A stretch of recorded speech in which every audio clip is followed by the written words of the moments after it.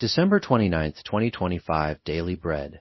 Passage 2 Chronicles, chapter 36, verse 1 to verse 14. Key verse 14, title, The Final Kings of Judah. And the people of the land took Jehoahaz, son of Josiah, and made him king in Jerusalem in place of his father. Jehoahaz was 23 years old when he became king, and he reigned in Jerusalem 3 months. The king of Egypt dethroned him in Jerusalem, and imposed on Judah a levy of 100 talents of silver and a talent of gold.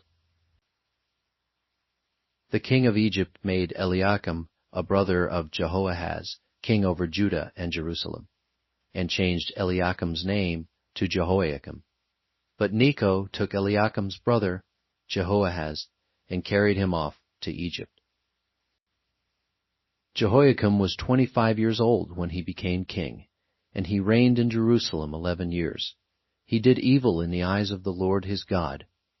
Nebuchadnezzar, king of Babylon, attacked him and bound him with bronze shackles to take him to Babylon. Nebuchadnezzar also took to Babylon articles from the temple of the Lord and put them in his temple there. The other events of Jehoiakim's reign, the detestable things he did, and all that was found against him are written in the book of the kings of Israel and Judah, and Jehoiachin his son succeeded him as king. Jehoiachin was 18 years old when he became king, and he reigned in Jerusalem 3 months and 10 days. He did evil in the eyes of the Lord. In the spring, King Nebuchadnezzar sent for him and brought him to Babylon, together with articles of value from the temple of the Lord. And he made Jehoiachin's uncle, Zedekiah, king over Judah and Jerusalem. Zedekiah was 21 years old when he became king, and he reigned in Jerusalem 11 years.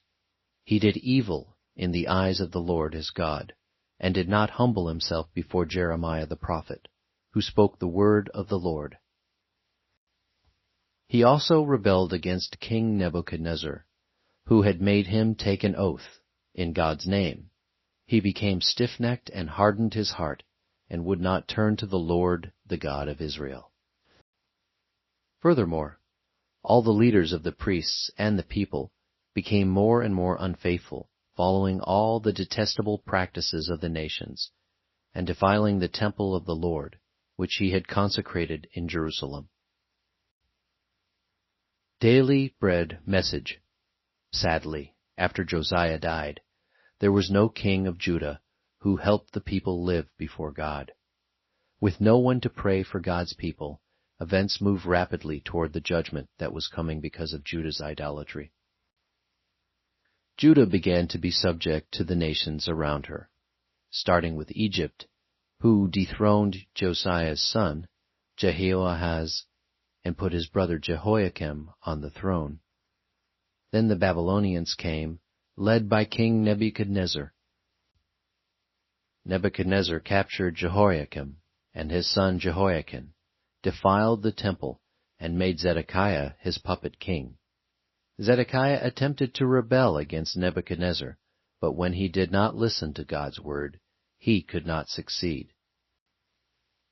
What could an ordinary person in Judah do in such times?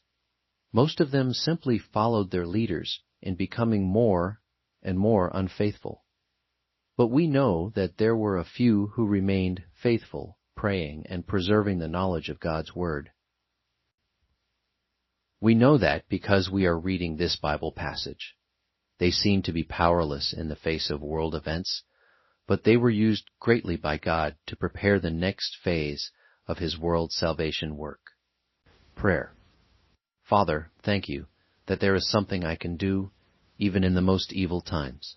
Help me not to follow the pattern of this world, but be one light in the darkness. One word, be faithful to the end.